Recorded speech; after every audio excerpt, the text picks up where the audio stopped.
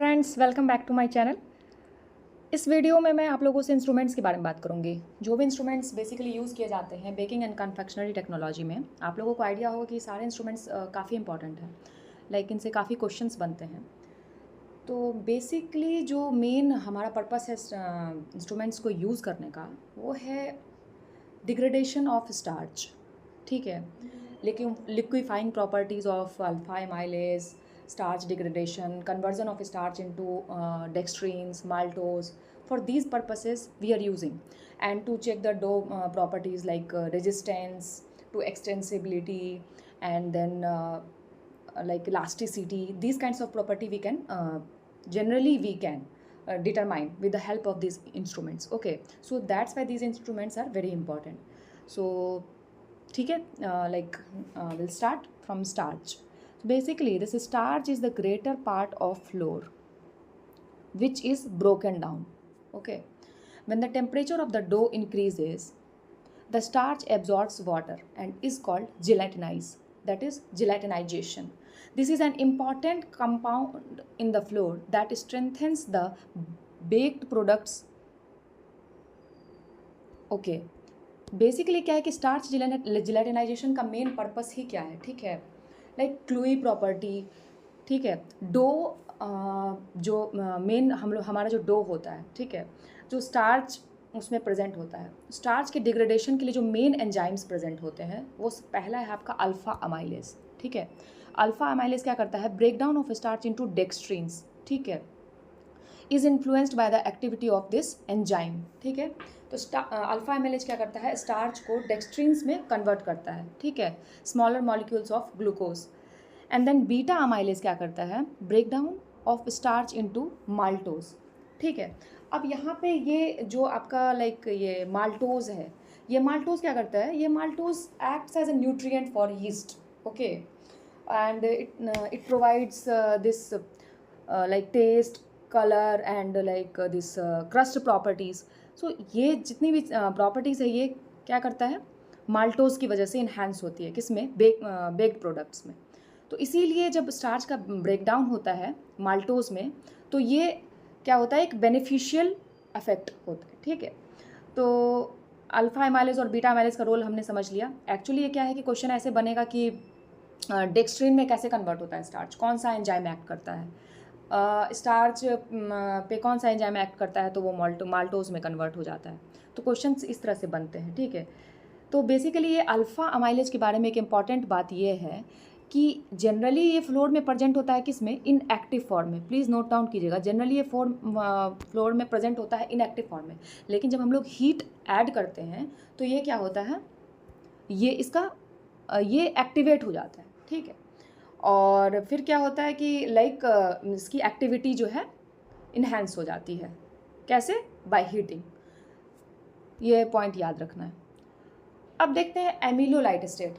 Different type के instruments जो है वो डिफरेंट पर्पसेस के लिए यूज़ किए जाते हैं। ठीक है, तो देखते हैं कि ये एमिलोलाइट स्टेट क्या होता है। तो बेसिकली एमिलोलाइट स्टेट जो है, the interaction between the amylases of the flour, ठीक है, and the flours on starch as a substrate. तो बेसिकली जो ये एमाइलेज जो है, जो डिग्रेडेशन करते हैं स्टार्च का, ये और स्टार्च, इन दोनों के बीच की जो प्रॉपर्टी होती है, उसको हम लोग एमिलोलाइट स्टेट बोलते हैं। ठीक है, ये थोड़ा आपका एडवांस लेवल हो गया। तो बेसिकली इस स्टेट को समझने के लिए हम लोग कुछ इंस्ट्रूमेंट्स यूज़ करते हैं। इसमें आपके पहला इंस्ट्रूमेंट है आपका एमिलोग्राफ। ठीक है, एमाइलोग्राफ जो है, ये है आपका rotational viscosity meter, measuring the viscosity, नाम से ही पता चल रहा है, rotational viscosity meter, measuring the viscosity in dependence of time and temperature. ठीक है, तो विस्कोसिटी जो है मेज़र करने के लिए हम लोग किसका यूज़ करते हैं, एमाइलोग्राफ का। और ये क्या होता है, टाइम और टेम्परेचर डिपेंडेंट होता है। ठीक है, design for testing the gelatinisation properties of starch. Okay, ठीक है, जेलिंग प्रॉपर्टीज़ को डिटरमिन करने के लिए हम लोग एमिलोग्राफ का यूज़ करते हैं। एक एक फंक्शन इसका काफ़ी इंपॉर्टेंट है, प्लीज़ नोट डाउन करते जाइए। स्पेशली ऑफ, देखिए सेकंड पॉइंट देख रहे हैं हम लोग, specially of starch containing cereal products and activity of alpha amylase liquefying effect on the starch. कितने सारे पॉइंट एक साथ इसमें कवर होंगे, फिर से देखते हैं। Design for testing the gelatinisation property, ठीक है, क्या करता है, testing gelatinisation property determination, viscosity like determination. Third है आपका specially of starch containing cereal products. ये जिलेटिनाइजेशन प्रॉपर्टी किसका चेक करता है, specially starch containing cereal products, ठीक है, मेज हो गया ये सब। And activity of alpha amylase liquefying effect on the starch, ठीक है, ये है एमाइलोग्राफ की लाइक फंक्शंस।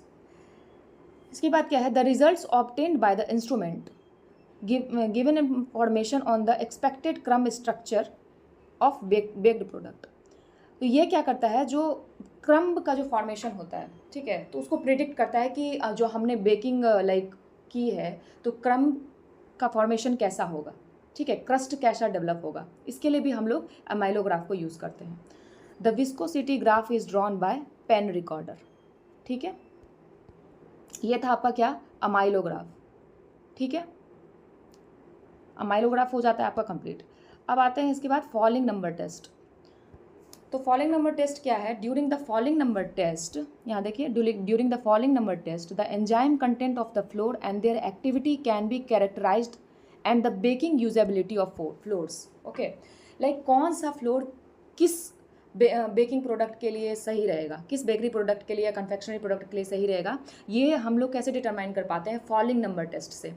लाइक ठीक है, कौन सा लाइक फ्लोर बिस्किट के लिए सूटेबल है, कौन केक के लिए सूटेबल है, कौन पेस्ट्री के लिए सूटेबल है, तो ये फॉलिंग नंबर टेस्ट से ही हमें पता चल पाएगा। Rolls, results can be applied to monitor the ripening process of the grain, ठीक है, बेसिकली एजिंग प्रोसेस, ये सब कौन डिटरमाइन करता है, फॉलिंग नंबर टेस्ट, ठीक है, to determine the quality of the flour, ठीक है, and optimize flour blend, like flour की ब्लेंडिंग प्रॉपर्टीज़ भी कौन बताता है, फॉलिंग नंबर टेस्ट, ठीक है, कितना लाइक अच्छे से ब्लेंड होगा या नहीं होगा, हमें पहले उसमें एग ऐड करना चाहिए फ्लोर में, या पहले हमें फैट ऐड करना चाहिए, या फिर पहले शुगर और फैट मिक्स करना चाहिए, सारी जितनी ब्लेंडिंग प्रॉपर्टीज़ है ये सब किसके टेस्ट से पता चलता है, फॉलिंग नंबर टेस्ट से, ठीक है। The method is for the rapid determination of alpha amylase in the starch containing products। अब इस यहाँ एक इम्पॉर्टेंट पॉइंट क्या है कि फॉलिंग नंबर टेस्ट जो है रैपिडली डिटरमाइन कर लेता है alpha amylase activity in the flour, ठीक है, activity of alpha amylase is rapidly determined by falling number test, ठीक है। तो कौन कौन से पॉइंट होंगे, to monitoring the ripening process of the grains, to determine the quality of the flour blend, the rapid determination of alpha amylase in starch containing products, ठीक है। अब इसका प्रोसीजर देख लेते हैं, छोटा सा है। This method is based upon the gelatinisation of A suspension of floor in boiling water bath, ठीक है, कुछ नहीं है, लाइक फ्लोर और वाटर का सस्पेंशन रहेगा, वाटर बाथ में उसको लाइक रख देते हैं थोड़े टाइम के लिए, ठीक है, उसकी एक्टिविटी को नोटिस करने के लिए कि लाइक कितना सस्पेंशन क्या फॉर्म हो रहा है, ठीक है, सस्पेंडेड पार्टिकल्स क्या है, ये सारे इससे पता चल जाता है। ये थोड़ा लाइक बेसिक एक जनरल इन्फॉर्मेशन दे दिया मैंने आपको फॉलिंग नंबर टेस्ट के बारे में, ठीक है। Liquefaction of alpha amylase of starch contained in the sample, ठीक है, अल्फा एमाइलेज लिक्विफिकेशन एक्टिविटी को भी लाइक डिटरमिन करता है। Falling number results are recorded as index of enzyme activity in a wheat or flour sample। Basically falling number test जो है उसका main purpose क्या था, rapid determination of liquefying property of alpha amylase, ठीक है, इसीलिए इसका मेन पर्पस क्या है, index of enzyme activity, like main purpose यही है कि एंजाइम्स का क्या रोल है स्टार्च डिग्रेडेशन में या फिर फ्लोर में, ये डिटरमाइन करने के लिए हम लोग क्या करते हैं, फॉलिंग नंबर टेस्ट करते हैं, ठीक है। इस यहाँ तक क्लियर हो गया। अब आते हैं third number, automatic gluten test. Gluten काफ़ी इंपॉर्टेंट है, ठीक है, किसी भी बेकरी प्रोडक्ट्स के लिए, क्योंकि ये रिजिडिटी, टेक्सचर और बॉडी प्रोवाइड करता है बेसिकली, ठीक है, इसलिए ग्लूटेन प्रोटीन्स काफ़ी इंपॉर्टेंट होते हैं, ग्लाइडेलिन एंड ग्लूटेनिन, ठीक है। तो basically during this test we determine gluten index and the water absorption capacity of gluten protein from flours, ठीक है, लाइक ग्लूटेन कितना वाटर एब्जॉर्ब कर रहा है, ये सब कौन बताएगा हमें, ऑटोमेटिक ग्लूटेन टेस्ट, ये इससे हमें पता चलेगा, ठीक है, ग्लूटोमेटिक यूनिट से। Determining the structure and physical properties of the dough and degrees of its gas retention and the baking usability. कितनी सारी चीज़ें इससे पता चलती है हमें, like degree of gas retention, कितना ज़्यादा लाइक CO2 प्रोड्यूस हो रहा है, एरेशन कैपेसिटी कितनी ज़्यादा है, ठीक है, फ्लफ़ी कितना ज़्यादा है, वॉल्यूम कितनी इंक्रीज़ हो रही है, और लाइक फिर इसके हिसाब से हम लोग किस किस बेकिंग पर्पज़ के लिए इसको यूज़ कर सकते हैं। यहाँ पे एक पॉइंट है क्या, फिजिकल प्रॉपर्टीज़। तो फिजिकल प्रॉपर्टीज़ अब हम लोग बोलेंगे कि डो की चेक करते हैं, तो फिजिकल प्रॉपर्टीज़ में क्या क्या बोल सकते हैं। जैसे फिजिकल प्रॉपर्टीज़ में ना पहला आपका आता है एक अराइवल टाइम। इसमें क्या होता है, ये एक टाइम है, the state when gluten starts to develop, ठीक है। लाइक इसको हम लोग मेज़र करते हैं बारबेंडर यूनिट में। तो जब मान लेते हैं कि 500 बारबेंडर यूनिट आ जाता है, तो हम लाइक ये कंसिडर कर लेते हैं कि ग्लूटेन फॉर्मेशन जो है स्टार्ट हो गया है, ठीक है। इसके बाद आती है एक स्टेबिलिटी स्टेज, ठीक है। इसके बाद आएगा आपका एक पीक टाइम, ठीक है, जब बहुत ज़्यादा फॉर्मेशन होगा। इसके बाद आ जाता है आपका डिपार्चर टाइम पे क्या होता है कि dough starts to break down, ठीक है। एंड द लास्ट पॉइंट क्या आ जाता है आपका, मिक्सिंग टॉलरेंस इंडेक्स, लाइक ये कितना ज़्यादा लाइक टॉलरेंस डेवलप हो रहा है, ठीक है। तो ये है आपका फिजिकल प्रॉपर्टीज़ में इस तरह की चीज़ें, टेक्निकल चीज़ें इंक्लूड होती हैं, ठीक है। अब आ गया कि लाइक लास्ट पॉइंट देखते हैं, wet gluten reflects protein content, ठीक है। तो ग्लूटेन टेस्ट हम लोग करते हैं जिसमें हम लोग आयोडीन भी यूज़ करते हैं। ये आप जब लाइक PG में एडमिशन ले लोगे ऑब्वियसली अपने ड्रीम कॉलेज में, तो वहाँ पे आप जाओगे, टेस्ट वगैरह करोगे, या कुछ लोगों ने UG में भी किया होगा, तो लाइक PG में आपको करवाएंगे। तो वहाँ पे आप पता चलेगा कि आप वेट ग्लूटेन और ड्राई ग्लूटेन वेट लेते हो, ठीक है। तो ये वेट ग्लूटेन वेट वहाँ पे आप इसको लाइक मेज़र करोगे, वे करोगे, तो उससे आपको टोटल प्रोटीन कंटेंट पता चल जाएगा, ठीक है। और डो प्रॉपर्टीज़ को लाइक फाइंड आउट करने के लिए, डो की प्रॉपर्टीज़ क्या है, ठीक है, इसको फाइंड आउट करने के लिए भी कुछ इंस्ट्रूमेंट्स हैं, ठीक है। और ये इंस्ट्रूमेंट्स किस बेसिस पे लाइक वर्क करते हैं, नीडिंग मेथड, ठीक है। Instrument suitable for testing is like valorigraph and dough corder, ठीक है। तो वेलोरीग्राफ क्या है, used for flour quality test. Valorigraph क्यों यूज़ किया जाता है, फ्लोर की क्वालिटी को टेस्ट करने के लिए, ठीक है, टेक्सचर वगैरह को टेस्ट करने के लिए। The water absorption capacity and physical properties of the examined floor, अभी मैंने फिजिकल प्रॉपर्टीज़ के बारे में बताया है, और वाटर एब्जॉर्प्शन कैपेसिटी कितनी होती है फ्लोर की, ये सब भी वेलोरीग्राफ से ही हम लोग पता कर लेते हैं। डो कंसिस्टेंसी ड्यूरिंग प्रोडक्शन, ठीक है। उसके बाद नेक्स्ट पॉइंट है predict mixing requirements for dough development, like dough में कितना वाटर ऐड करना है, कौन सा फैट कितना ऐड करना है, ये सब भी हम लोग वेलोरीग्राफ से डिटरमिन कर लेते हैं, ठीक है। Tolerance to over mixing, over mixing भी ना हो जाए, ये भी हमें कौन डिटरमाइन करके बताता है, वेलोरीग्राफ, ठीक है। Measuring the resistance of dough, ये भी वेलोरीग्राफ, ठीक है। अब इसको समझाने के लिए मैंने एक छोटा सा चार्ट बनाया है, ठीक है।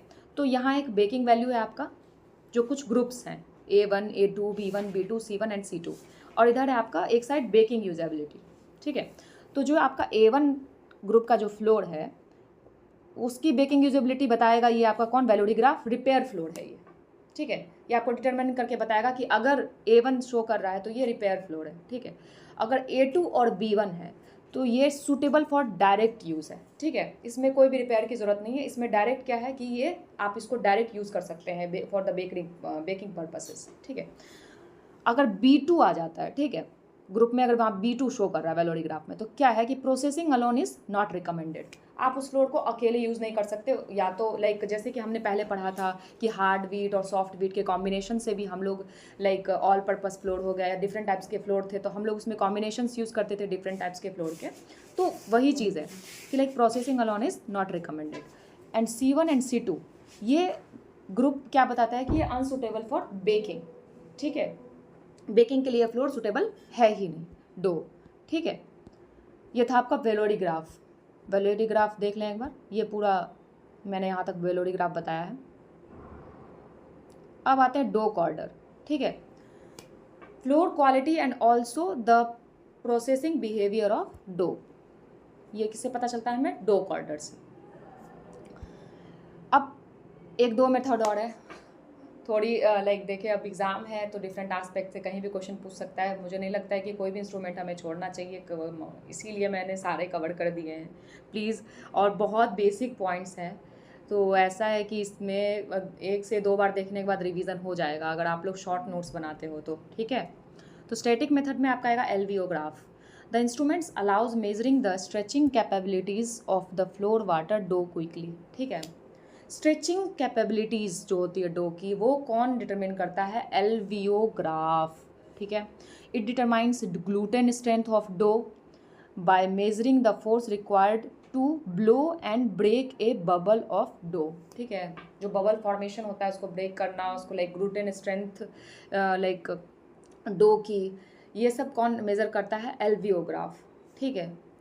इसमें 2 वैल्यूज़ होते हैं, पी वैल्यू और एल वैल्यू। एक्चुअली क्या है कि इसका पिक आप एलवीओ ग्राफ का एक लाइक ऐसे डायग्रामेटिक रिप्रेजेंटेशन इसका है। अगर वो मतलब कहीं से अगर वो मतलब उस तरह की पीडीएफ मुझे मिलती है तो प्लीज़ मैं ग्रुप में ज़रूर शेयर करूँगी, वहाँ आप लोग पी और एल वैल्यू देखेगा, ठीक है। तो पी वैल्यू बेसिकली अगर पी वैल्यू वहाँ पे लाइक शो कर रहा है तो ये क्या डिनोट करता है? Strength of gluten. P value क्या शो करेगा? स्ट्रेंथ ऑफ ग्लूटेन, ठीक है, इंपॉर्टेंट है। और यहीं अगर आपका एल वैल्यू है तो ये आपका डो की एक्सटेंसिबिलिटी, ठीक है, इसको बताएगा। तो ये पी और एल वैल्यू है आपका, इंपॉर्टेंट है, ठीक है। ये दोनों पी और एल वैल्यू, ठीक है। क्या था हमारा? एलवीओ ग्राफ। ये हमने क्या अभी देखा? एलवीओ ग्राफ, ठीक है। अब इसके बाद एलवीओ ग्राफ देख लिया आप लोगों ने। इसके बाद आता है एक्सटेंसोग्राफ एंड प्रोमाइलोग्राफ। तो बेसिकली एक्सटेंसोग्राफ क्या करता है? Determines the extensibility of the dough by measuring the force required to stretch the dough with a hook until it breaks, ठीक है। लाइक डो को एक हुक से स्ट्रेच किया जाता है तब तक जब तक कि वो ब्रेक ना हो जाए। तो इससे क्या पता चलता है? इसकी ब्रेकिंग कैपेसिटी, इसकी एक्सटेंसिबिलिटी, ठीक है, इलास्टिसिटी, ये सब डिटरमाइन कौन करता है? Extensograph. Resistance what it determines? Resistance to extension, ठीक है। रियो फर्मेंटोमीटर आ सकता है, बस 2-3 पॉइंट्स में इंक्लूड किया है मैंने इसको। देखिए जैसा कि नाम से ही पता चल रहा है, रियो फर्मेंटोमीटर। तो बेसिकली क्या करेगा? रियो विस्कोसिटी एंड फर्मेंटेशन, ठीक है।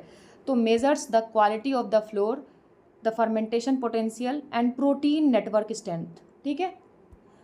लाइक ग्लाइडिन, ग्लूटेनिन, ये सब के नेटवर्क कितना स्ट्रांग है, ग्लूटेन नेटवर्क, ठीक है। ये सब मेज़र करता है आपका रियो फर्मेंटोमीटर। CO2 रिटेंशन इन डो, ठीक है।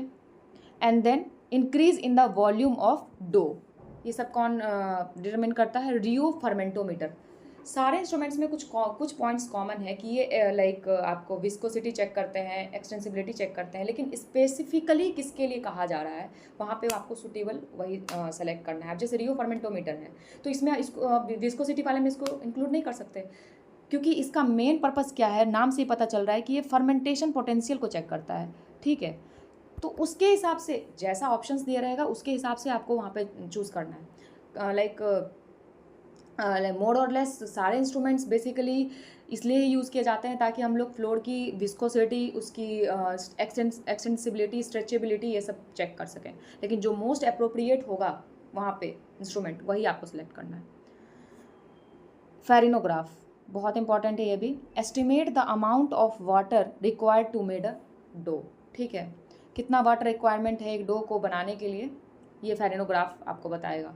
To evaluate flour blending requirements, ठीक है। किस फ्लोर को किसके साथ, किस दूसरे फ्लोर के साथ ब्लेंड करना चाहिए, कितना हार्ड वेट होना चाहिए, कितना सॉफ्ट वेट होना चाहिए, ये सब फेरिनोग्राफ बताता है।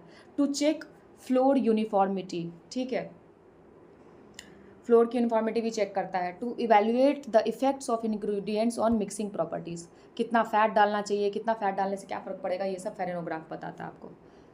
अब इसमें एक छोटा सा पॉइंट इंक्लूड कर दिया है मैंने, types of dough making process, ठीक है। तो पहला आपका कंटिन्यूस प्रोसेस।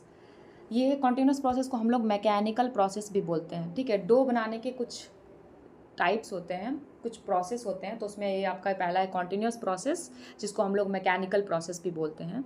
इसमें क्योंकि हम लोग क्या करते हैं, मैकेनिकल इक्विपमेंट्स यूज़ करते हैं। देखिए पॉइंट देखिए, floor discharge from hopper continuously mixed with a liquid pre ferment, पहले से ही लिक्विड क्या होता है, ऑलरेडी फर्मेंटेड रहता है। और brew containing yeast, salt and flour, ठीक है। The dough is allowed no fermentation time, क्योंकि ये ऑलरेडी फर्मेंटेड रहता है, पहले से प्री फर्मेंटेड रहता है, तो क्या होता है, इसको नो फर्मेंटेशन टाइम के कैटेगरी में फॉल करता है। कंटिन्यूस प्रोसेस है ये आपका, ठीक है।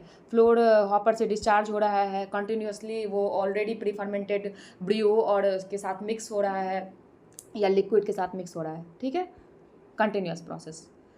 जो हमारा नेक्स्ट प्रोसेस है वो है हमारा एक्टिवेटेड डो डेवलपमेंट प्रोसेस, ठीक है। एक्टिवेटेड डो डेवलपमेंट प्रोसेस में क्या होता है, ये कॉन्टिन्यूस डेवलपमेंट प्रोसेस की तरह नहीं होता है, बट इसमें भी फर्मेंटेशन के लिए टाइम रिक्वायर्ड नहीं है। ये क्या है कि केमिकल, बेसिकली ये केमिकली प्रोसीड करते हैं इसको, ठीक है, केमिकल डेवलपमेंट प्रोसेस है, ठीक है, केमिकली इनिशिएट करते हैं, ठीक है। Dough achieved maturity without fermentation, dough achieved maturity without fermentation और मैकेनिकल मेथड, ठीक है। बेसिकली जो केमिकल डेवलपमेंट प्रोसेस है, इसको केमिकल बोल ही क्यों रहे, क्योंकि हम लोग इसमें ऑक्सीडाइजिंग एजेंट, रिड्यूसिंग एजेंट, ये सब ऐड करते हैं। जो नेक्स्ट पॉइंट में आपको बता भी रहा है, a rapid reducing agent L cysteine and slow oxidising agent potassium bromate और a mixture of both like this potassium bromate and ascorbic acid हम लोग यूज़ कर सकते हैं। किसके लिए? एस्कॉर्बिक एसिड भी तो ऑक्सीडाइजिंग एजेंट ही है, पता होगा आप लोगों को। तो इसलिए क्या करते हैं, या तो पोटेशियम ब्रोमेट के साथ में हम लोग अगर एस्कॉर्बिक एसिड भी ऐड करते हैं तो इसका एक्टिविटी क्या होता है कि इन्हांस हो जाता है, ठीक है, added to dough at mixing stage. लेकिन ये जो मिक्सचर है या जो रिड्यूसिंग एजेंट है विदाउट मिक्सिंग भी, ये सब हम लोग क्या करेंगे, मिक्सिंग स्टेज पे ऐड करेंगे, ठीक है। तो ये था हमारा क्या, एक्टिवेटेड डो डेवलपमेंट प्रोसेस। और पहला क्या था, continuous process. No time dough पूछ सकता है, ठीक है, इसीलिए मैंने इसको बताया है। लास्ट पॉइंट है, contains large amount of east, ठीक है। नो टाइम बोला ही जा रहा है कि ऑलरेडी इतना इसमें ईस्ट पहले से ऐड किया हुआ है, रेजिंग एजेंट ऐड किया हुआ है। देखिए 12.5% सिर्फ क्या है, ईस्ट है, ठीक है। इसका परसेंटेज कितना है, 12.5%। And temperature higher than that used for normal fermentation system, 30 to 32 degree Celsius temperature इसके लिए रिक्वायर्ड होता है, ठीक है, नो टाइम डो के लिए। After 15 minutes it is moulded and dough are proved for 1 hour at 43 degree Celsius, ठीक है। ये हमारा नो टाइम डो, ठीक है।